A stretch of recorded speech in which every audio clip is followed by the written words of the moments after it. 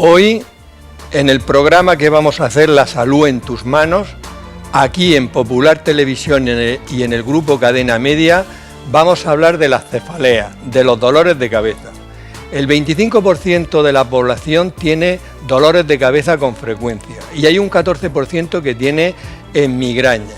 La migraña puede ser una enfermedad importante en el sentido de que puede producir dolores intensos de cabeza, a veces náuseas, vómitos, y como se da en personas también jóvenes, a veces le altera su vida laboral.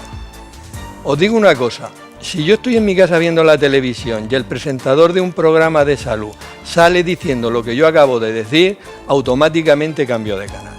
Pero yo os pido un voto de confianza y quiero que sigáis viendo este programa, porque de lo que vamos a hablar aquí es de si podemos evitar en muchas circunstancias ese dolor de cabeza, de qué alimentos pueden provocar la migraña para no tomarlo, de cuál es el componente psicológico que puede haber en algunas de ellas y también cómo evitarlo. Y por supuesto vamos a hablar de los tratamientos que tenemos, no solo para la crisis, sino en los periodos intercrisis y también de los tratamientos más recientes. Para ello tenemos en el plató a un grupo de médicos y de especialistas en psicología para tratar todos estos temas. En primer lugar, María Cerdán es neuróloga en el Hospital Morales Meseguer. Buenas, muchas gracias. Gracias por venir. Diego Tortosa es neurólogo también, especialista en neurología en el Hospital Virgen de la Risaca. Hola Diego, gracias por venir. Gracias. Milagro Tomás es médico en el Centro de Salud y también con gran experiencia por su frecuencia en tratar personas con cefalea. Muchas gracias por venir, Milagro. Gracias a ti, Juan. Y María Pérez es psicóloga y da clase aquí en el Máster de Psicología Clínica en la Universidad Católica San Antonio. ¿Tu segundo apellido, María, cuál es? Madrid, Juan. Madrid, Juan, ¿no? Madrid. Madrid. Coma Juan. Madrid, coma Juan. Entonces puede ser hasta familia mía. Puede serlo. Puede serlo, ¿no? De hecho, eres sobrina. Soy de sobrina. Vale. Pero no estás aquí por ser mi sobrina, ¿vale? No. Estás aquí porque desde el máster han recomendado que viniera a hablar tú como Efectivamente. Especialista. Muy bien. La primera pregunta es para María, neuróloga, para aclararnos. Te llega una persona a la consulta, María, y porque le duele la cabeza. En la historia clínica, ¿qué es lo que tú haces? ¿Qué le preguntas para orientarte? Porque hay muchos dolores de cabeza, entonces para poder orientarte y afinar un poquito en el diagnóstico que ya no sea dolor de cabeza o cefalea. Muy bien, pues lo primero que más información nos va a dar es sobre todo desde cuándo al paciente le duele la cabeza, la duración de esa cefalea. No es lo mismo una cefalea que ha empezado hace un mes que una persona que lleva con dolores de cabeza de toda la vida. A una persona que tiene dolores de cabeza de toda la vida, aunque sea algo limitante, por eso estamos hoy aquí hablando de esto, es algo que a nosotros como médicos nos da bastante tranquilidad, porque generalmente una cefalea crónica es mucho más benigna en cuanto a posibilidad de que haya causas secundarias abajo que una cefalea de reciente inicio, ¿vale? Eso en primer lugar. Y luego pues también lo que más información nos da es la cualidad de ese dolor. No es lo mismo un dolor que sea opresivo, un dolor que sea holocraneal o más en región nucal, como ahora la doctora Milagros nos va a explicar, eso que nos hace más pensar en una cefalea de tensión, o un dolor hemicraneal, sin embargo lo que es en un lado de cabeza, que el paciente te cuenta que nota como le late el corazón dentro, pulsátil. Eso nos va a orientar más hacia la migraña, que estaríamos hablando entre los dos tipos de cefalea que vemos con más frecuencia. Pero, Diego, hay muchos tipos de cefaleas, ¿no? Sí. Realmente, y a veces el diagnóstico a veces es muy fácil, pero otras veces debe ser complicado. ¿Qué tipos de cefaleas? Claro, fundamentalmente hay dos tipos de cefaleas. Por un lado tenemos las cefaleas, lo que llamamos nosotros cefaleas primarias, que son aquellas en las que el problema es el dolor de cabeza, no hay otra cosa detrás. Dentro de ellas hay bastantes, pero las más importantes son la migraña y la cefalea tensional, que son con diferencia las más frecuentes. Eso serían cefaleas primarias. Y luego tenemos las cefaleas secundarias. Las cefaleas secundarias son aquellas que son secundarias o se producen por algún otro problema. Por ejemplo, pues algún problema de dientes, por ejemplo, una gripe o un problema de cuello, alguna otra, digamos, circunstancia que te produzca dolor de cabeza. Ahí, pues claro, ese tipo de dolores pues son infinitos en relación a que cualquier cosa te puede producir. Pero nosotros, digamos, nos centramos y en la consulta vemos más que esas cefaleas secundarias a algún problema agudo, vemos más las cefaleas primarias, que son pues personas que te vienen contando, como ha dicho antes María, es decir, que te vienen contando que tienen dolores de cabeza desde hace mucho tiempo, o bien de forma crónica o bien de forma recurrente. Ahí, esos pacientes que tienen esas cefaleas crónicas y recurrentes, el 90% es o una cefalea de tensión o una migraña, al 90%. Y esas personas tienen que saber que solamente en el 1 o en el 2% de los casos, el 1 quizá, tienen alguna lesión secundaria en la cabeza porque vienen pensando, yo tengo un tumor cerebral, tengo algo en la cabeza. Solamente el 1 o el 2% de esos pacientes tienen algo en la cabeza cuando se le hacen pruebas de imagen. Mila, en atención primaria, que es la puerta de entrada en nuestro país al sistema sanitario, me imagino que veis muchos pacientes que consulten por dolor de cabeza. En tu experiencia, ¿cuál es la más frecuente de las que han dicho y cuál es vuestra actuación? ¿Qué hacéis con esos pacientes? Bueno, realmente, como has comentado, es una causa muy frecuente de consulta en atención primaria. Todos los días podemos tener algún paciente con dolor de cabeza. Yo creo que hoy mismo en consulta he visto alguno. Creo que además es el motivo de consulta más frecuente de las consultas de neurología. Teniendo en cuenta además que es un problema que aparece a cualquier edad, en cualquier sexo, cualquier nivel socioeconómico y en cualquier área geográfica, creo que es un problema suficientemente importante. Y además, como has comentado, el problema puede llegar a ser incapacitante para el paciente. Pacientes que son jóvenes, pues su vida se ve afectada a nivel laboral, a nivel social, a nivel de ocio, con lo cual es un problema de gran magnitud. La cefalea más frecuente que vemos, como ha comentado Diego, son las cefaleas primarias, y dentro de esas cefaleas primarias, las más frecuentes y las que más vemos en consulta de atención primaria son las cefaleas de tensión, las cefaleas tensionales. Las cefaleas tensionales, por eso hay una psicóloga aquí, ¿no? Claro. Tú, María, realmente en tu consulta también ves muchas personas con cefalea y ¿cómo llegan? ¿Quién las deriva? Pues mira, nosotros en consulta más o menos barajamos porcentajes similares a la población general. ¿Vale? Estamos hablando más o menos de 1 de cada 4 pacientes que llega a la consulta de psicología acusa dolores de cabeza. Vemos una diferencia, por ejemplo, con lo que decía Mila en cuanto a los sexos, porque el varón consulta directamente por dolor de cabeza. ¿Vale? Para él es una gran preocupación, algo incapacitante, y entonces acude a consulta. En la mujer normalmente esa cefalea, que es tensional, llega ya dentro de un trastorno más complejo, ¿vale? Bien sea ansiedad, depresión u otras cosas, ¿no? Cualquier reacción de adaptación. Siempre, por cómo está formado el sistema, ahora mismo nos llegan ya derivados, bien sea desde atención primaria o incluso desde los neurólogos. También en ocasiones han sido vistos primero por un trauma o incluso un fisio, ¿vale? Un fisioterapeuta, porque creen que es un tema cervical o creen que tal, y al final pues se va descartando organicidad. Eso a nosotros nos ayuda mucho porque ya lo enfocamos meramente al tratamiento de la parte emocional. Y Mila, dices que has visto esta misma mañana pacientes con cefalea. ¿Les inicias ya el tratamiento? ¿Qué les haces? Que te llega y el paciente luego se tiene que ir y algo le tienes que haber dicho tú y tú para irte a tu casa tranquila algo tendrás que pensar diciendo, pues este paciente que he visto pues no tiene ningún problema grave. ¿Cuál es tu día a día? Pues mi día a día es, cuando llega un paciente con cefalea, lo primero es ver si se trata de un caso urgente, ver si realmente hay una patología en relación con el dolor de cabeza que pueda ser subsidiaria de envío pues, a un hospital, si es un tema urgente y grave. Después le hago una historia clínica, diagnostico con una historia clínica, que es nuestra herramienta fundamental, una buena anamnesis y una buena exploración al paciente, y así puedo saber si se trata de una cefalea primaria, que son las más frecuentes, como hemos dicho, o una cefalea secundaria. Posteriormente, exploro al paciente dentro de esa historia clínica y una vez que tenga ya el diagnóstico claro, si se trata de una primaria o de una secundaria, poner un tratamiento adecuado. Hay síntomas que aparecen en la historia clínica, en la exploración, que nos hace pensar que no nos tenemos que quedar con ese paciente, que no nos tenemos que ir a casa tranquilos y mandar al paciente con un tratamiento, sino que tenemos que hacer otras actuaciones, ya sean urgentes o de derivación al especialista de neurología. Muy bien. Vamos a centrarnos ahora en la migraña.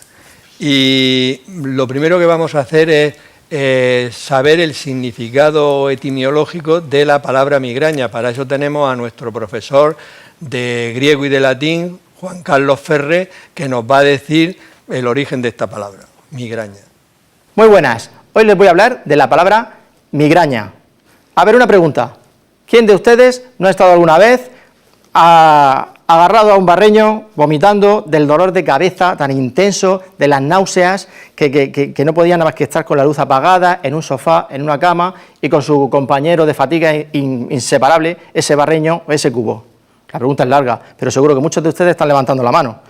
Yo también le levanto la mano. Menos mal que los médicos y la medicina avanzan muy rápidamente y cada vez hay remedios para prevenir esa migraña. ¿De dónde viene la palabra? Bueno, los griegos utilizaban una palabra que era cranion, diminutivo de cranos, que es el yelmo, el casco que se ponía en la cabeza. Enseguida le añadieron delante la palabra hemi, que significa la mitad. Hemi, cráneo. Y los romanos también, hemi, cránea. ¿De acuerdo?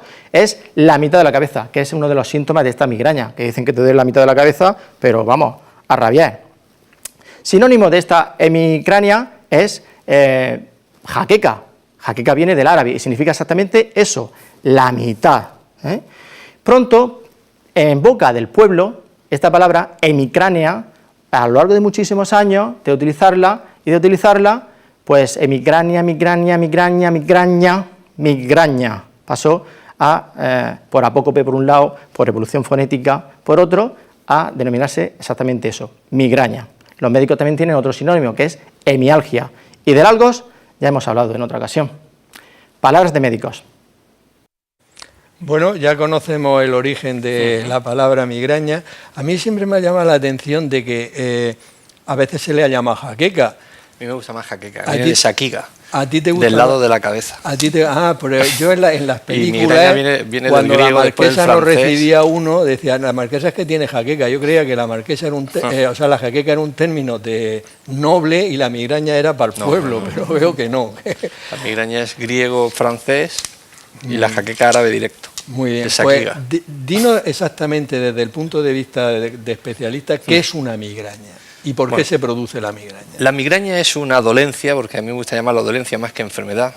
Es una dolencia que se caracteriza por dolores de cabeza recurrentes desde la infancia o la juventud, que tiene una serie de características que ahora después veremos, el tipo de dolor, etcétera, que tiene un componente hereditario importante. Cuando nosotros hacemos la historia del paciente también tenemos que preguntarle por los antecedentes familiares y vemos cómo hasta un 70% de los casos hay antecedentes familiares en los pacientes con migraña, y que lo más importante, y eso también lo llevan en cuenta los jaquecosos FETEN, lo tienen en cuenta, que tienen muchos desencadenantes, es decir, hay muchas cosas que, digamos, pueden desequilibrar esa migraña, factores pues como el estrés, la alimentación, el sueño, es decir, cualquier cosa.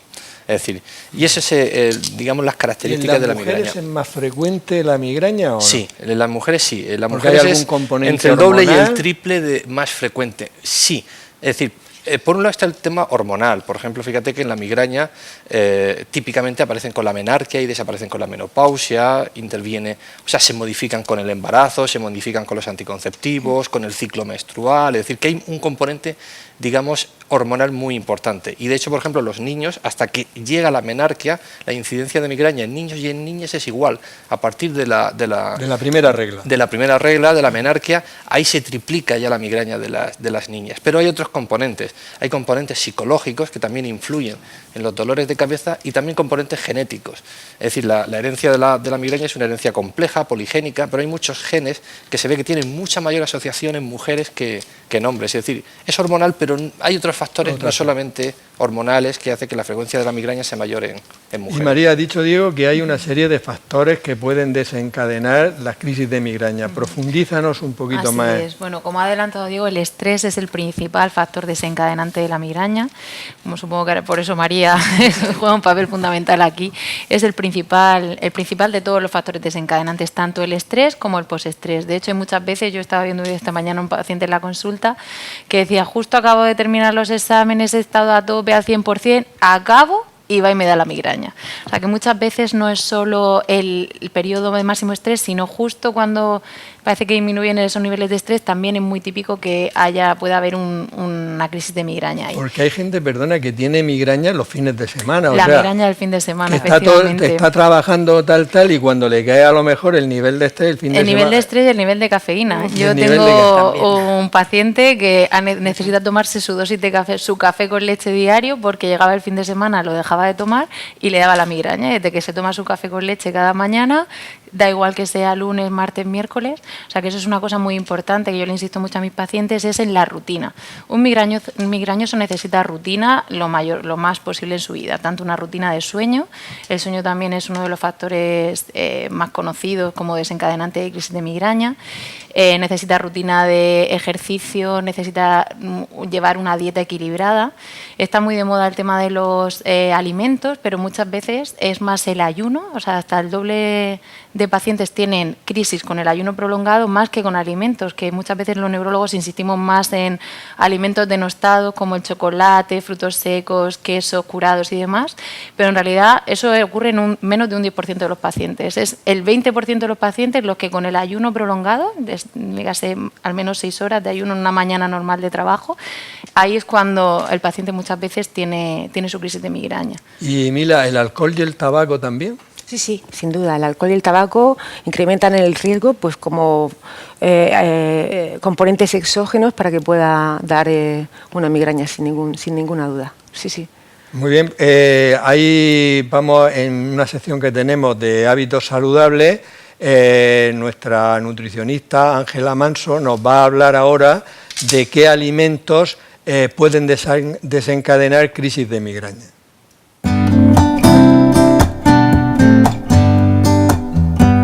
Una forma de prevenir las migrañas es a través de la alimentación.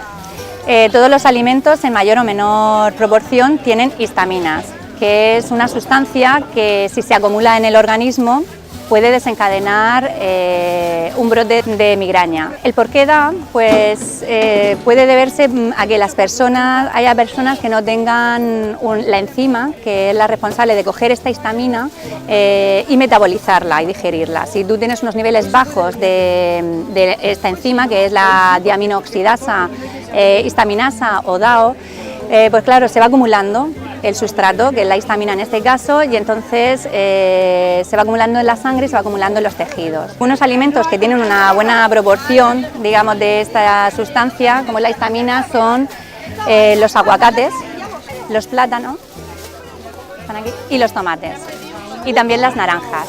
Otros alimentos donde podemos encontrar histamina son en las conservas de pescado, por ejemplo, arenques o sardinas o atún. Los frutos secos podemos encontrar también en las nueces y las legumbres en los cacahuetes. Un alimento que tenemos que tener mucho cuidado es con el alcohol. El alcohol, más que tener unos altos niveles de histamina, es que inhibe la enzima de DAO, con lo cual nos puede desencadenar una migraña fácilmente. Hemos visto los alimentos que no debemos consumir, ahora vamos a ver los que sí debemos. Para evitar la migraña, que sería una buena hidratación, un vaso de agua muchas veces evita que se desencadene la migraña, y mucha fruta, mucha verdura, alimentos ricos en omega 3 como es el pescado azul, ricos en omega 6 como son las almendras. También sería muy recomendable tomar alimentos ricos en vitamina B2, como los huevos o las legumbres, y en vitamina B6, como pueden ser el arroz integral. Con esto creo que podemos evitar que, en la medida que se pueda, que nos dé un ataque de migraña. Diego, no hemos podido prevenir la migraña. Explícanos cuáles son los síntomas típicos y las fases que hay en la crisis de migraña. Vale, es decir, la migraña sería, nos gusta decir que sería como una obra de teatro donde tiene 4 actos. Es decir, el primer acto, y la gente se queda con el tercero, por así decirlo, que es el dolor, y es el más importante. El primer acto serían los pródromos, es decir, los pacientes con migraña, y a veces es importante, horas o incluso un día antes del dolor de cabeza, los pacientes están irritables, con ganas de comer, cansados, lentos, etcétera, y eso sería el pródromo de la migraña. Eso lo tiene hasta un 50% de los pacientes. Después, en un 15% de los pacientes sería el aura, que a veces es muy invalidante o incapacitante o intensa, y los pacientes lo viven con inquietud o les asusta el tema del aura. Ese sería como el segundo acto. Después el tercer acto es, digamos, el que todo el mundo conoce, que sería el dolor de cabeza, que es el dolor de cabeza de la migraña, pues es un dolor fundamentalmente. Hay 4 características para definir, por así decirlo, para el diagnóstico de la migraña, teniendo 2 de ellas y alguna otra cosa más, podemos decir con al 99% que es una migraña, pero sería fundamentalmente un dolor que fuera hemicraneal, que fuera la mitad de la cabeza, que fuera pulsátil, que fuera intenso, que fuera un dolor fuerte y que aumentara con los movimientos, es decir, subes una escalera, pegas un salto, es decir, todo eso te retumba la cabeza. Y luego, por último, tendríamos la resaca, es decir, la resaca después de haber pasado la migraña, pues los pacientes están cansados, no tienen ganas de comer, están también irritables, etcétera. Eso serían, por así decirlo, las 4 fases de la migraña. Y la última fase, la de la resaca, ¿eso cuánto dura? Normalmente horas o algún día. O algún día. Muy bien. Mila, va gente a la consulta que tú le estás haciendo la historia clínica y no tienes reflejado a lo mejor que tienen migraña. Y sin embargo, tú en la historia cuando le preguntas, y ellos dicen, pues yo tengo migraña y tal igual, pero porque ellos mismos se la han tratado, y en ese caso, ¿qué hacéis? ¿Lo rescatáis? ¿Cómo informáis de eso? ¿Qué hacéis en esa circunstancia? Efectivamente, hay muchos pacientes que con esa historia y esa carga familiar tan importante, hablamos del 70%, ha comentado Diego, prácticamente de herencia, por así decir, pues lo consideran dentro de lo normal, y entonces pues si su madre, si su hermano, si su padre ha tenido cuadros de migraña, pues han cogido y se han tratado con lo mismo que se estaban tratando hasta el momento. Llegando a consulta con este tema y sabiendo que el paciente ha llevado un tratamiento sin estar prescrito por nuestra parte, por parte del médico, y haciendo, digamos, como una posología conforme ha considerado, de forma que puede estar... O sea, que tomaba las pastillas según se le ocurre. Sí, bueno, como se han tomado en casa. Mi madre tenía la jaqueca, mi madre tenía migraña, y yo me he tomado lo que me ha dado o lo que ahí se ha tomado, de forma que está tomando una medicación no prescrita, no sabiendo realmente si es una migraña o no. O sea, hay que hacer un diagnóstico cuando llega a la consulta y decir, sí, es una migraña. Es este tratamiento el que tiene que hacer y tiene que seguir esta posología, con el fin de que no vaya a ser que se trate mal y que esa migraña, por un abuso de medicación, se pueda convertir en un problema crónico más importante o de unas dimensiones mayores que la propia migraña. Y cuando llega al neurólogo una migraña, aunque parece ser, tenéis claros los conceptos para el diagnóstico, ¿le hacéis siempre alguna exploración complementaria o no? Vamos a ver, es decir, yo sí, pero en teoría, si llega un paciente con unas características muy típicas de migraña, con una cefalea de larga duración, pues en teoría no habría que hacerle ninguna prueba, puesto que queda bastante claro. Ahora, mi opinión personal es que en el siglo XXI en el que estamos, es decir, todo paciente que llega y que te cuenta dolor de cabeza, yo si no tiene una prueba de imagen previa, nunca, yo sí le hago una prueba de imagen, yo le hago un escáner, una resonancia. A porque cualquier ya paciente. Ha llegado, digamos, claro, que a lo mejor en atención primaria, claro, es que esto ya son niveles. No es razonable. Si no la tiene hecha, nunca. Es decir, si ya la tiene hecha, solamente si hay algún signo de alarma, si ha cambiado las características del dolor de cabeza, etcétera. Pero por dejarlo claro, en atención primaria, de entrada no se hace pues, cuando la clínica está clara y solo cuando se... Efectivamente, en atención primaria la mejor prueba complementaria es volver a historiar al paciente, ver qué se nos ha podido escapar ahí. Una vez que lo tenemos revuelto a historiar, podemos ver si realmente hay indicación para hacer pruebas complementarias, que sería el caso de tener una cefalea que no tenga unas características típicas de cefalea primaria o que en una exploración neurológica haya alguna anomalía. Y María, ¿sería mejor un TAC en el supuesto de hacer una exploración complementaria, un TAC, un escáner de cerebral o una resonancia? Pues esto acaba de cambiar ahora en las últimas guías. La verdad, históricamente ha sido el escáner, el TAC cerebral ha sido la prueba de elección para cuando había una sospecha de de una causa secundaria como causante de esa cefalea. Pero ahora las nuevas guías, que ya digo, están recién salidas del horno, por así decirlo, ahora la recomendación indica la resonancia en primer lugar. Esa es la nueva recomendación, la resonancia cerebral, pero por supuesto en casos seleccionados y no en todos los pacientes que tengan una cefalea típica tienen indicación de ninguna prueba de Creo que ese es un concepto que está quedando bastante claro, sobre todo para no crear alarma y que no vaya todo el mundo demandando tenemos una sección de pruebas médicas en la cual vamos a ver de lo que nos informa realmente un TAC cerebral.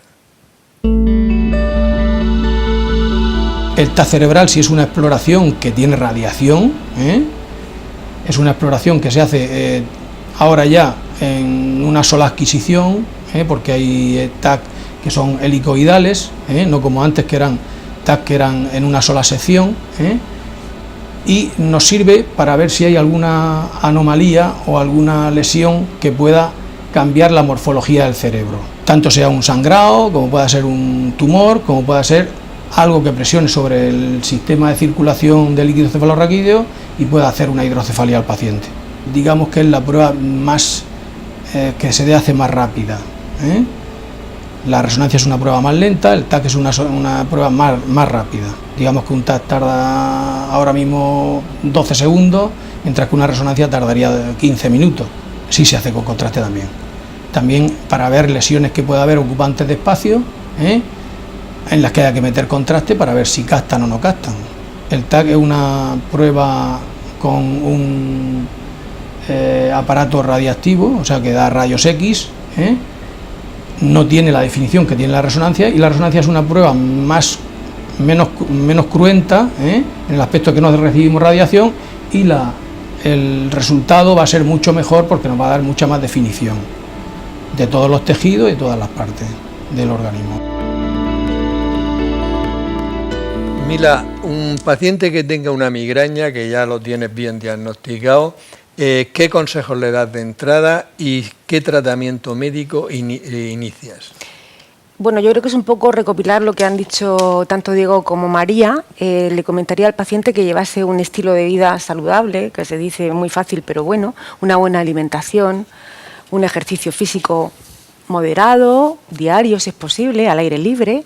Le diría que durmiese las horas que le corresponde dormir, que además siguiese siempre como un horario de dormir, por aquello de la cefalea del fin de semana, de no tomarme el café a la hora que me lo suelo tomar normalmente. Hablaría con él acerca de, pero yo creo que María igual nos va a comentar algo, acerca de alimentos, acerca de alimentos que le puedan desencadenar, que no tome alimentos que le puedan desencadenar una cefalea, una migraña, de fármacos que le puedan desencadenar una migraña, como pueden ser anticonceptivos o fármacos que producen vasodilatación. Le diría que llevase cuidado con todas estas cosas y le recomendaría también que cuando note que le va a dar la migraña, intente estar tranquilo en una habitación sin mucha luz, sin mucho ruido, se relaje y se tome la medicación prescrita. La medicación prescrita, como me has comentado antes, Juan, pues aunque aquí tengo a dos expertos neurólogos, pero bueno, lo que nosotros hacemos en primaria, pues depende de la intensidad del cuadro. Si es de intensidad leve, pues empezaríamos tratando con analgésicos tipo antiinflamatorios, ¿vale? Antiinflamatorios podemos hablar de la aspirina, del ibuprofeno, del naproxeno, según intensidad, de otros como el desquetoprofeno. Y si el paciente tiene cortejo tipo náuseas acompañante, podríamos dar algún antiemético. Eso para cuadros leves en consulta. Ya si los cuadros son moderados o graves, pues bueno, empezaríamos con los triptanes, que yo creo que vosotros podéis hablar mucho mejor de eso.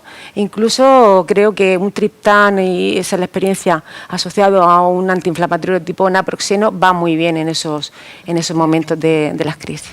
No sé cómo. Entonces, María, los triptanes, tiene un nombre así hasta bonito, pero explícanos eso de los triptanes. Pues los triptanes son unos fármacos específicos para la migraña. Eso es muy importante recalcárselo al paciente, que no vale si te duele el pie o no vale si te duele la espalda. Eso solamente vale para el dolor de la migraña. Los triptanes para mí tienen una gran ventaja, y es que tenemos un parece que están pensados por migrañosos realmente, porque te da todas las opciones, un abanico de vías de administración que precisamente en pacientes con migraña que asocian náuseas, vómitos, como hemos comentado, pues la vía oral se nos quedaba muy corta, porque claro, el paciente ya pensaba, me he tomado la pastilla, pero la he vomitado, ahora me hará efecto, no me hará efecto, y había que ir corriendo a urgencias a medicación intravenosa o intramuscular. Sin embargo, los triptanes tenemos opción desde vía intranasal con pulverizaciones, tenemos la opción de bucodispersables que se nos disuelven en la boca y no tienen que pasar por el estómago, tenemos la opción de inyección intramuscular que se lo pone el mismo paciente con un pen como si fuera el de la insulina y se lo pincha en el mismo momento que empieza la crisis, y como ha dicho Mila, eso combinado muchas veces con si llegamos un poquito justos de tiempo, porque en migraña lo más importante es empezar en el mismo momento que empieza la crisis para que el efecto sea máximo del triptán, pero si hacemos una combinación, que es el miedo que tienen los pacientes a tomar, a ver si lo voy a mezclar con otra cosa y va a ser peor, no pasa nada, porque no interaccionan con los AINES y sin embargo potencian el efecto, o sea que conseguimos un efecto sinérgico que suele conseguir el 100% de nivel. ¿Y por qué mecanismo, Diego, quita los triptanes ese dolor tan intenso? Es que el mecanismo, pero que lo tendamos los mortales.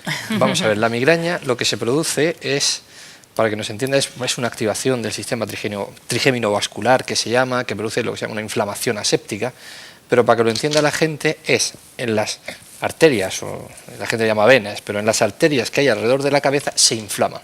Se inflaman como si tuvieran una infección. Es una inflamación que no es infecciosa, pero hay una inflamación. Y entonces los triptanes lo que consiguen es quitar esa inflamación. Son los derivados, es decir, el primer fármaco que no se debe utilizar, no se recomienda porque crea mucho, mucha cefalea crónica diaria, son las ergotaminas, que fueron los primeros fármacos antimigrañosos específicos. Después salieron los triptanes, después salieron los gepantes, es decir, ya los monoclonales. Los triptanes son, digamos, la segunda línea de los específicos de migraña. Lo que hacen es ir, como todos estos antimigrañosos, ir contra esa inflamación. Entonces lo que hacen es, actúan en un receptor, el 5-hidroxitriptamina 1B, que lo que hacen es quitar la vasodilatación, lo que hace es que ese vaso que está dilatado lo hace como más pequeñito, va quitando la dilatación. Por otra parte, actúan también en los D, que lo que hacen es directamente inhibe la inflamación porque inhibe la liberación de una sustancia neuroactiva, el péptido relacionado con el gen de la calcitonina, que va a estar muy de moda ahora, la neuroquitina A, el péptido C, es decir, una serie de sustancias. Y luego además inhiben la transmisión central del dolor migrañoso, es decir, ese dolor que llega hasta el cerebro, esa transmisión central también la elimina. Para ver si yo lo he entendido, que si yo lo he entendido, lo entiende todo el mundo. Quita la inflamación, el calibre de los vasos lo reduce, la vasodilatación se estrecha, y luego por el mecanismo por el cual va el dolor al cerebro donde se traduce también lo inhibe. Es 3 mecanismos distintos, por eso son tan efectivos. Sí. Y es muy importante, que creo que lo habéis comentado, nada más notar que te va a dar la migraña, iniciar el tratamiento de la migraña con lo adecuado. Lo antes posible. Es decir, yo siempre digo, porque antes no es un tratamiento, no deben hacer un tratamiento escalonado. Es decir, el tratamiento escalonado es, me tomo, por ejemplo, un Neurufen, y si no se me quita el dolor, entonces me tomo el triptán.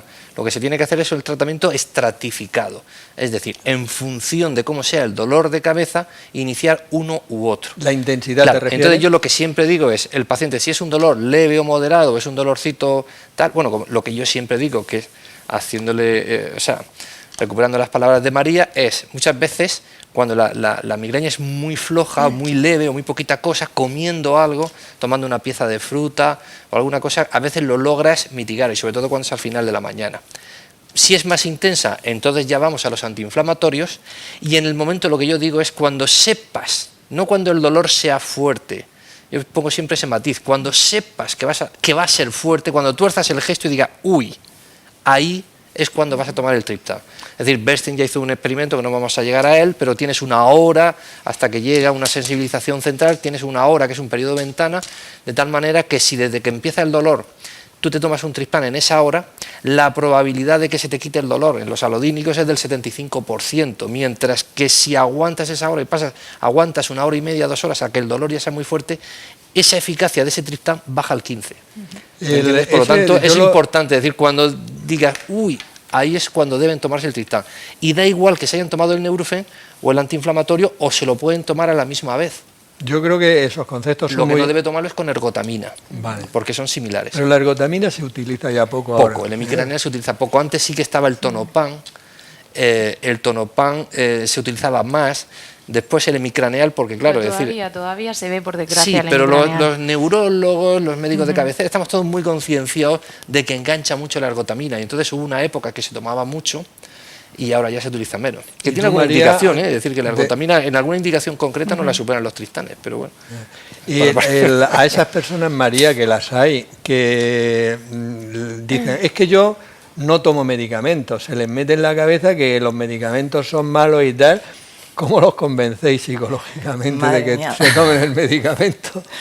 Bueno, nosotros vamos viendo, pues eso, lo que hablábamos, que a nosotros lo que nos llega principalmente a consulta es la migraña tensional, ¿no? La cefalea tensional. Hablabais de la historia clínica. Si la historia clínica es importante en cualquier especialidad médica, pues claro, en psicología es de vital importancia, porque nosotros no solo hablamos o no solo vemos pues el antecedente que tiene a nivel hereditario, ¿no? Familiar, si anteriormente ha sufrido o no ese tipo de cefalea, sino también qué hago yo en mi día a día, por lo que hablábamos, ¿no? Porque así vamos a ir luego determinando el tratamiento. A mí me interesa mucho saber el paciente a qué hora se levanta, si se levanta mediante el despertador que suena una vez o 17, si yo me levanto solo en casa o ya tengo a todos los niños dando vueltas por allí, porque eso va a indicar pues esos factores de riesgo, ¿no? Que me van poniendo en una situación de probable cefalea. Dicen que los terapeutas siempre mandamos deberes para casa. Sí, tenemos esa fama. Es una realidad, ¿vale? Nosotros cuando estamos haciendo la historia clínica de un paciente necesitamos realmente conocer qué hace a lo largo de todo el día para luego poder incidir eso en cómo convenzo yo al paciente de que en este momento le va a hacer falta un tratamiento farmacológico o cómo convenzo yo al paciente de que esto es emocional puro y vamos a tener que hacer otro tipo de tratamiento. Y en base a eso nosotros, por ejemplo, utilizamos mucho los autorregistros. Le decimos al paciente: quiero que me hagas como un diario de a bordo, ¿no? Quiero que me expliques en cada momento del día qué haces, qué condicionantes tienes a nivel familiar, de estrés laboral, si vas andando al trabajo, si vas en coche, tal. Y eso se lo mandamos para casa porque eso es muy complicado hacerlo en la consulta, ¿vale? Por un lado, pues vamos perdiendo, cuando tú estás delante, a veces el paciente no matiza bien sobre el componente emocional que vive en cada momento. Y luego también tenemos un segundo objetivo terapéutico cuando mandamos ese tipo de deberes, y es que ellos se impliquen, ¿vale? En analizar un poco su comportamiento, sus hábitos, rutinas, cómo manejo yo ese estrés, esa carga que llevo, para poder así luego trabajar en distintos tratamientos. Y de ahí podéis sacar vosotros causas desencadenantes de las crisis, ¿no? Claro, y actuar sobre esas causas. Efectivamente, hablábamos, por ejemplo, de eso, pacientes que es que llevo tanto lío, María, que yo no como a mediodía. Pues gran error, porque luego, efectivamente, a media tarde probablemente yo tenga ese pico de dolor intenso, me encuentro mal, no sé cómo entonces subsanarlo. Encontramos muy habitualmente el paciente que dice: yo empiezo la semana fenomenal, hago esto, hago lo otro, pero ya cuando llega el jueves no me siento capaz de ir al gimnasio, estoy agotado, y entonces aparece la migraña de fin de semana. Cambian muchos hábitos de nuestras rutinas y eso es fundamental. Muy bien, vamos a pasar a la sección La Calle Pregunta. Siento mareo, como que me caigo, terrible dolor de cabeza y me gustaría saber si es que tengo migraña. Diego, contéstale a esa señora. Hombre, ha dicho dos síntomas fundamentales. O sea, una, se marea, que eso va a favor de cefalea de tensión, porque normalmente las cefaleas tensionales van acompañadas de mareos. Y por otro lado, que le duele cefalea intensa, digamos los dos síntomas guía, y la cefalea intensa va más a favor de que sea migrañosa. Probablemente yo me inclino a que sea migrañosa, pero lo que tiene que saber la gente, esta señora, es que la cefalea de tensión o la cefalea tensional y la migraña no son dos cosas totalmente distintas, sino que son, podemos decirlo que son dos caras de la misma moneda, o es un espectro que tiene muchas características comunes, de tal manera que un paciente un día o 2 días puede tener una cefalea de tipo migrañoso y luego al día siguiente puede tener una cefalea de características tipo tensionales, por ejemplo. Por ejemplo, a la hora de poner la toxina botulínica tiene que ser una migraña crónica, pero se admite que de los 15 días con migraña, 8 tienen que ser con migraña, porque los otros días puede ser cefalea tensional. Es decir, que un paciente puede tener los dos dolores de cabeza. Es decir, esta paciente puede tener en un momento migraña y en otro momento cefalea tensional. Me parece muy lógica, la verdad, la explicación que has dado. Vamos a pasar a una segunda pregunta de la calle. Es que tengo muchos dolores de cabeza, sobre todo por las noches. No sé si es del estrés o del trabajo o no lo sé. María, contesta a esta señora, por favor. Bueno, pues, a ver, habría que hacerle una buena historia clínica, le preguntaría un par de cosas más, pero bueno, es cierto que la cefalea tensional, en este caso es una cefalea que típicamente ocurre al final del día, se relaciona más con el cansancio, se relaciona más con el estrés. Obviamente habría que preguntarle más cosas para descartar que no hubiera una causa secundaria, ya que no es lo mismo una cefalea que ocurre por la noche que una cefalea que te despierta por la noche del sueño, ¿vale? Entonces, en principio, en esta paciente asumimos que ella tiene su cefalea por la noche, y siempre y cuando esta cefalea no le interrumpa el sueño, haga un sueño reparador y al día siguiente, cuando se despierta, esa cefalea haya desaparecido, eso es un signo de buena señal, de una cefalea en principio primaria, y que más que una migraña yo me inclinaría más por una cefalea tensional. Pero si se despertara por la noche, a medianoche, con un dolor de cabeza, diríamos que hay que consultar con relativa urgencia. Eso sería una de nuestras banderas rojas, como nosotros decimos, que hacen que tenga que consultar con su médico de atención primaria y ya después de realizar su historia clínica, efectivamente. Una cefalea que despierta es un signo de alarma. Es un signo de alarma. Muy bien. Diego, ahora se están utilizando muchos fármacos no para el tratamiento de la crisis, sino realmente en la prevención de las crisis. ¿Son efectivos? ¿Qué fármacos tenemos? ¿Cuándo los indicáis? Te podría hacer 18 preguntas más, pero vamos con este. Sí, hay fármacos, es decir, eso es lo que llamamos nosotros preventivos de migraña. Los preventivos de migraña son fármacos que los pacientes lo toman y evita que le dé dolores de cabeza. ¿Cuándo deben tomarlos? Pues salvo determinadas circunstancias concretas como puedan tener migrañas complicadas, etcétera, como yo le digo al paciente, cuando merece la pena tomarlos, es decir, cuando merece la pena que una persona esté tomando un tratamiento todos los santos días para que no le duele la cabeza. Es decir, si yo tengo un dolor de cabeza una vez al mes, pues yo prefiero cargar las tintas ese día a no estar todos los santos días tomando una pastilla. Vale. Pero hay gente que tiene una serie de dolores de cabeza suficientes como para decir, oye, mira, es decir, yo así no puedo seguir y tengo que tomar un fármaco. ¿Fármacos que tenemos? Tenemos varios fármacos, pues tenemos desde los betabloqueantes, que son de los primeros. Tenemos los fármacos, los antidepresivos, fundamentalmente la amitriptilina, no porque tengan un efecto antidepresivo, sino porque tienen un efecto directo sobre el dolor, porque por ejemplo la amitriptilina, que es el más efectivo para el dolor, la imipramina, que es más antidepresivo, no tiene efecto sobre el dolor, es decir, que es un efecto directo sobre el dolor. Tenemos también los antagonistas del calcio, fundamentalmente la fluoraricina. Tenemos los antiepilépticos, que son los últimos que se han introducido, los últimos, que hace 15 o 20 años, los antiepilépticos fundamentalmente.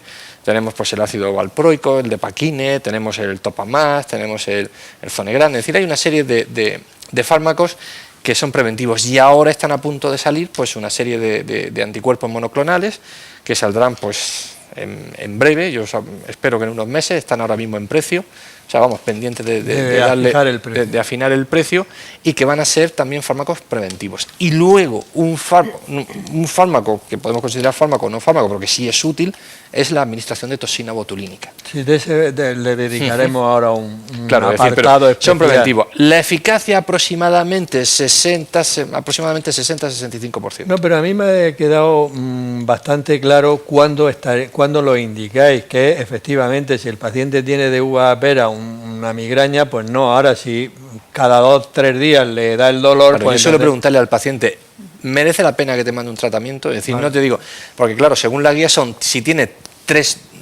tiene más de 3 migrañas al mes, si tiene 2 migrañas al mes, pero más de 3 días en cada migraña, si tiene migraña, es decir, pero no, es decir, yo no entro si 3, 4 o 5, porque a lo mejor un paciente tiene 5 y no quiere tomar un fármaco, y dice, no, a mí no me pongas fármaco. O tiene auras muy incapacitantes, claro, si tiene auras, si tiene auras complicadas, si tiene, es decir, que... El aura es lo que nota antes de que le dé, ¿no? Efectivamente, un paciente que se queda sin poder hablar o sin poder mover el lado del cuerpo, que es un síntoma que a veces confundimos con el ictus. Sí, hablaremos de eso. Y puede confundirnos, pues quizá en esos pacientes que se quedan hemiparéticos, sí o sí, está indicado ponerle un respirador. Y Mila, tú en los pacientes que ves en la consulta con migraña, ¿qué te dice el paciente? A veces dice, esto no es mi migraña típica, entonces eso te hace... Entonces eso se nos pone en las orejas como, a ver, cuéntame. cuéntame. ¿Y cuáles son esas cosas Bueno, pues, que pueden suceder? El paciente conoce perfectamente cuál es su clínica y es una clínica que muchas veces se repite una y otra vez con ligeros cambios, pero si el paciente te dice de repente que ha aumentado la intensidad, que le despierta por la noche, no que es nocturno, sino que despierta por la noche, que le produce un estado de conciencia que no es muy claro, tiene alguna manifestación neurológica como pueda ser focal, tú estás viendo ahí que no están pasando, o sea, que está pasando algo, y que tienes que hacer, por tanto, algo, y en este caso, pues derivar a neurología, ya sea vía urgente, si es que así se requiere, o si no, pues a la consulta especializada. Y circulan muchos bulos por internet sobre el tratamiento de las migrañas. Creo que sería importante, María, que nos dijera los que circulan más y que no son efectivos y, en fin, la gente lo que tiene que hacer realmente en internet, consultar con gente que sepa. Bueno, pues yo realmente lo que he encontrado, porque claro, yo realmente cuando busco en internet busco en páginas médicas, he ido buscando bulos en internet. Bulos y pseudobulos. Y bueno, así una de las cosas que sí que hay muchos medicamentos, mucho mercado, el tema de los derivados de la ergotamina que comentaba Diego, con otra serie de compuestos que no está muy claro exactamente lo que lleva. Y sí que me he encontrado alguna vez así últimamente en la consulta con pacientes que toman cosas que realmente no sé qué es lo que están tomando y que casi todos suelen llevar este derivado de la ergotamina, que salvo casos muy específicos, yo en mi caso solamente lo dejo reservado para pacientes alérgicos antiinflamatorios convencionales, que no te queda otra cosa que le puedas dar, y en casos muy seleccionados se podría usar los derivados de la ergotamina. Si no, estos fármacos tienen mucho efecto cronificador de la enfermedad, hay muchos pacientes que tienen mucho efecto secundario, sobre todo también a nivel cardiovascular, fibrosis, y son fármacos que creo que es peligroso comprar online, que tampoco sabes exactamente qué dosis lleva. Luego también encontrar cosas sobre hierbas y demás de dudosa eficacia. Y bueno, luego temas de punciones fuera de lo que es la acupuntura convencional, pues de punciones en determinados sitios y administradas por gente de dudosa formación, que obviamente eso fuera de manos expertas, de un fisio como tal y demás, pues no debería nunca deberíamos de recurrir a esas alternativas. María, cuando llega un paciente a tu consulta y ya tiene su historia, le han mandado sus deberes, te lo ha traído y tal, ¿qué tratamiento desde el punto de vista psicológico ponéis vosotros? Mira, nosotros lo que vemos en consulta, una vez que nos traen los deberes, ¿no?, y hacemos una buena historia clínica del día a día del paciente, realmente nosotros siempre en la calle hablamos de nivel de estrés. En realidad el estrés no es lo que nos está perjudicando, sino nuestra manera de afrontarlo, ¿vale? Las estrategias o los recursos que nosotros tenemos para hacerle frente. En base a eso nosotros vamos viendo un tratamiento lógicamente muy individualizado, porque aquí no hay generalidades, cada persona es un mundo, cada uno interpretamos de una manera un acontecimiento vital estresante y en base a eso nuestro cuerpo da respuestas. Siempre lo primero que hacemos es la reorganización de los hábitos de cuidado personal. ¿Vale? Ya lo habéis comentado y es que esto es fundamental. Por el día a día nos vamos enganchando como en círculos y perdemos actividad física, perdemos hábitos de alimentación que son muy positivos y perdemos, lógicamente, el patrón de sueño. ¿Vale? Hay pacientes que por tengo poco tiempo o no consigo, pues va perdiendo horas de sueño pensando que eso no va en detrimento de su persona. Luego, dependiendo del nivel de activación, ¿vale?, cuando hablamos de la cefalea tensional, lógicamente el nivel de activación es muy alto, muchas veces tenemos que meter en el tratamiento, por ejemplo, técnicas de relajación, bien sea mediante respiración diafragmática, ¿vale?, y entonces vamos bajando esos niveles de activación. También a veces, bueno, pues otras técnicas o bien de biofeedback o demás para que ellos puedan ir rebajando, porque también tenemos, que me lo decías antes, pacientes que son muy reacios al tratamiento farmacológico. El tratamiento farmacológico, como quita el dolor, hace que el paciente pueda evolucionar más rápido, pero no todos los pacientes quieren tomarlo, ¿vale? Y ellos, como bien decía Diego, hay que darles la oportunidad de elegir el tratamiento que quieren tener. Y luego siempre que o bien porque la manifestación del dolor es muy continua o es muy recurrente en días, eso va haciendo un deterioro a nivel cognitivo. ¿Vale? Entonces siempre es importante Luego también nos incidir. explicarás lo del tratamiento cognitivo-conductual, que por Sí. más que lo leo no logro enterarme No llegas a de lo entender. que... Yo te lo puedo explicar fácil, pero porque en consulta lo tengo que explicar fácil. Ahora no lo explicas, que Vale. yo lo entiendo. Diego, ¿hay relación, porque se ha comentado aquí que a veces una migraña te puede dar la sensación o paralizarte medio cuerpo? ¿Hay relación entre migraña y ictus? Sí, es decir, hay relación en el... Vamos, es decir, una de las complicaciones de la migraña puede tener una serie de complicaciones y una de ellas es el ictus.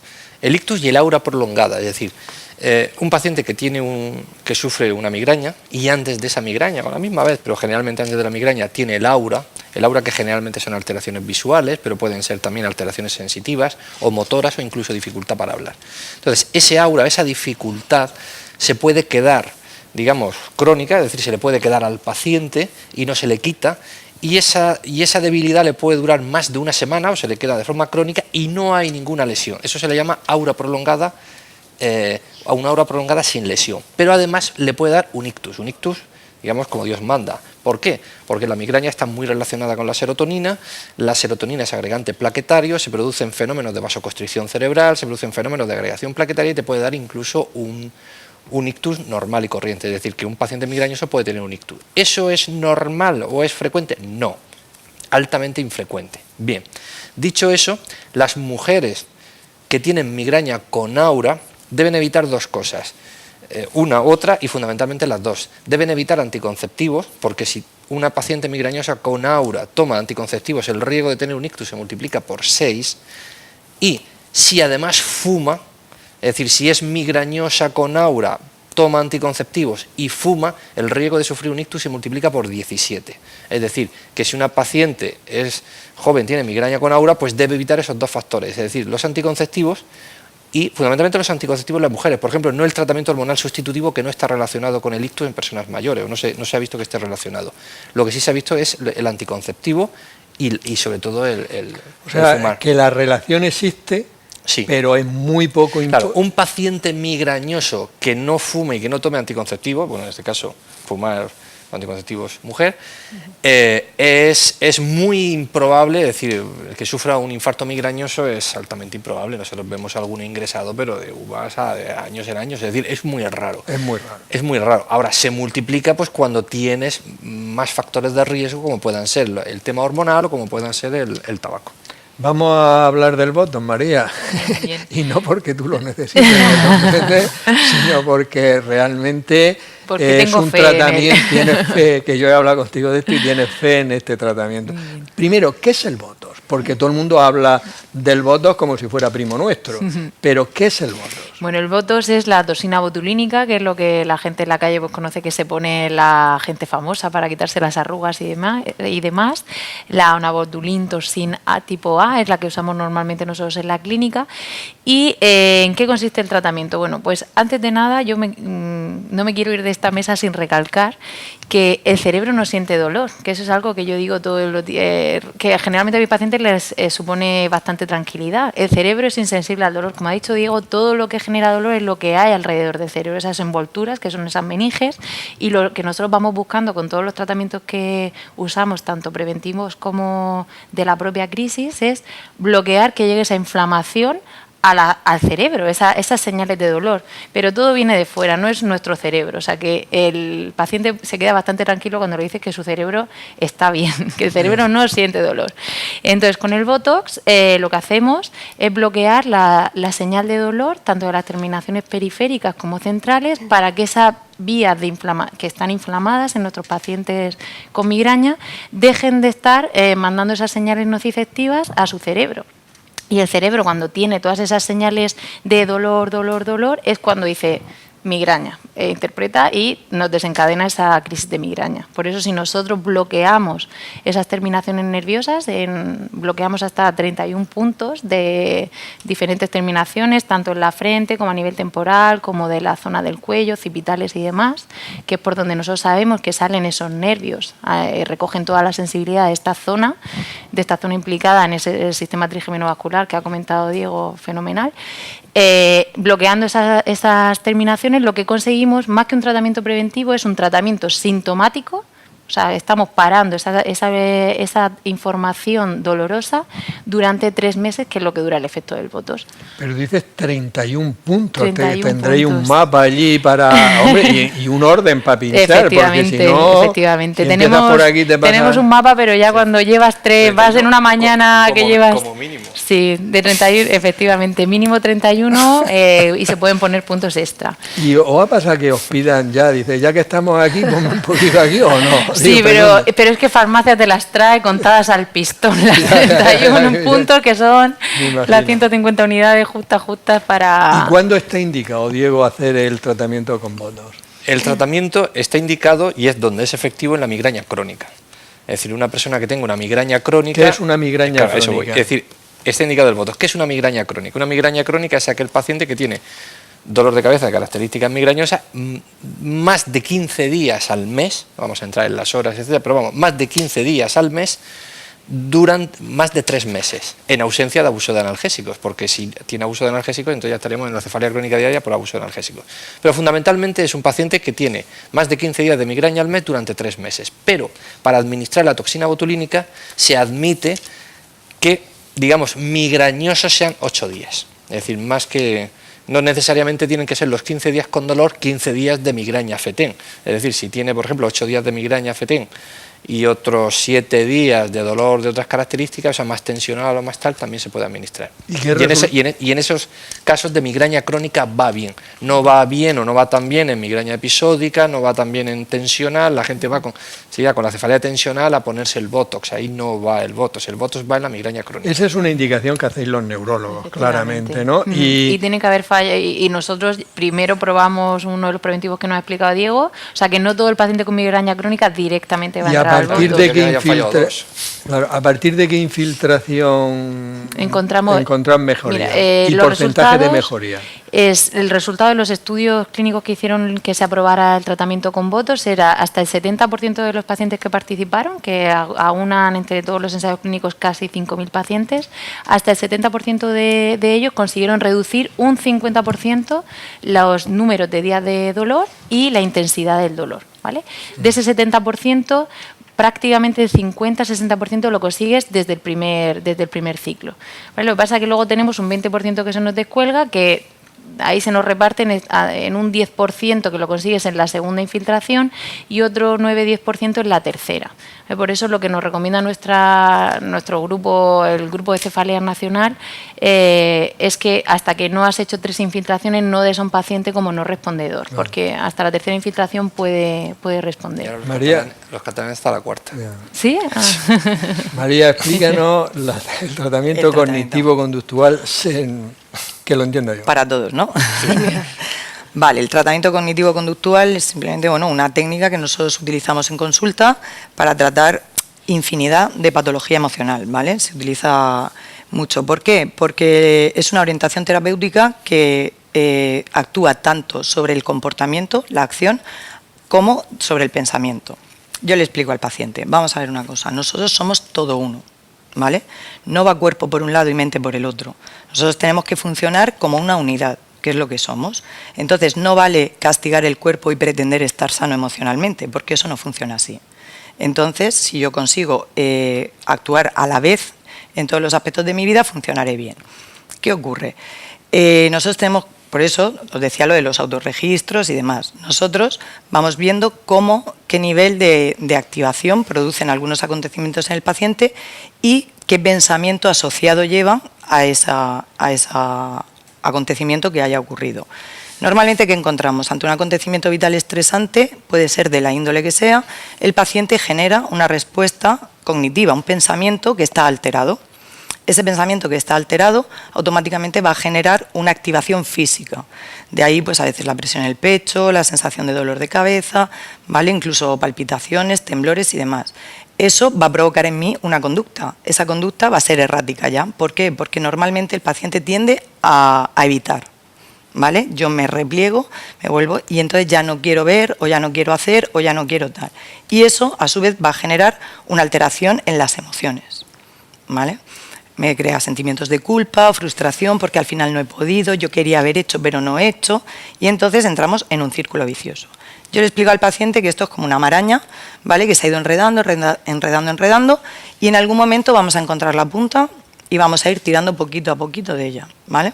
Y entonces vamos ordenando, normalmente de más fácil a más difícil, para ir consiguiendo una respuesta positiva. En esto voy a hacer una pequeña reivindicación, ¿vale?, de la salud mental. El problema principal que tenemos ahora mismo en salud mental es que nosotros siempre trabajamos con el paciente enfermo. Tal y como está organizado el sistema, se trabaja muy poquito en prevención y muy poquito, por ejemplo, en primaria, que eso sería un punto muy al favor de conseguir pacientes o conseguir personas emocionalmente muy sanas, ¿vale? Porque a veces son pequeñas cosas del día a día lo que va haciendo que yo no genere la respuesta adecuada, y entonces entramos en eso que he explicado del círculo que se va alterando a distintos niveles. Muy bien, lo he entendido bastante ¿Te ha bien, quedado María, claro? me ha quedado claro. Bueno, nos quedan temas bastante importantes, pero el tiempo en la televisión es el que es. Entonces entramos en los 5 últimos minutos. Me gustaría que cada uno de vosotras hicierais un resumen muy pequeño sobre lo que queráis decir ahora. Bueno, pues yo recalcar que afortunadamente, aunque la cefalea, la migraña, perdón, es mucho más que un dolor de cabeza, es algo que no es una enfermedad grave, pero es una enfermedad muy limitante. Afortunadamente a día de hoy tenemos muchos fármacos, muchas posibilidades, muchas vías de administración, que cada paciente es un mundo, o sea que desde aquí animo a todos los pacientes a que consulte con su médico cabecera en los casos más complicados, a que sea derivado al especialista, porque debemos huir de la automedicación y conseguir remar todos en el mismo sentido para conseguir mejorar la calidad de vida. Diego. Yo lo que me gustaría decir, más que unos minutos finales, es decir que por fin vamos a tener unos fármacos nuevos para el dolor de cabeza. Lo digo porque hay un 2-3% de la población que tiene cefalea crónica diaria, es decir, que es un problema auténtico, y han pasado años sin que salgan nuevos fármacos para el dolor de cabeza, y me vienen los pacientes y no ha salido nada nuevo, no sale nada nuevo, y no ha salido nada nuevo, no sale nada nuevo. Y ya por fin, en breve, vamos a tener anticuerpos monoclonales para el dolor de cabeza. Enseguida sale el urogepan después, que son los gepantes, es decir, que parece ser que hay ahora un movimiento donde van a salir fármacos nuevos que se le van a poder ofrecer a todos estos pacientes que tienen dolor de cabeza y que van a los neurólogos diciendo no hay nada nuevo. Es decir, pues bueno, pues hay un soplo de esperanza, un mensaje de esperanza de que salen nuevos fármacos para estos pacientes. Mila. Pues yo le diría al paciente que no tome fármacos sin prescripción médica, que no se automedique porque puede hacer que su problema sea mayor, generando una cefalea crónica. Le diría que acudiese a su médico si tuviese algún cambio en su cefalea, en los síntomas de su cefalea habitual.